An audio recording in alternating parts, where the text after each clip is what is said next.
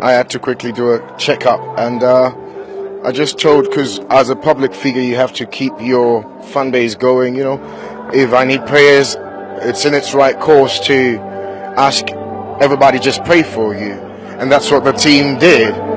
And then the next day what we heard was Sonnie Badu is dead. Now, it was quite disturbing, not for me, but for my family, because if they hadn't spoken to me, somebody could hear this message and just pass out.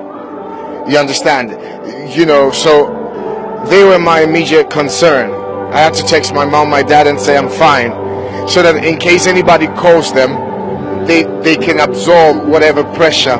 So, but I thought it was a bit extreme for somebody to put down that confirmed they've spoken to someone from our team and from the hospital and he's dead. It's a bit disturbing and a cause for concern. It was quite harsh to say that, especially looking at the fact that you are more like a spiritual leader, people look up to you. What have you to say tonight? We are men before we become men of God.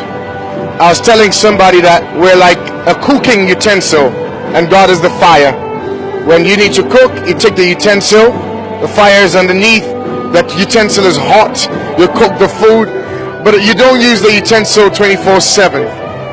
Are you following me? God doesn't use us 24/7. So we have the same blood as you do, we eat the same food as you do, and we're very human. We get extraordinary when the Holy Spirit wants us to go on an assignment. A military soldier doesn't fight every single day.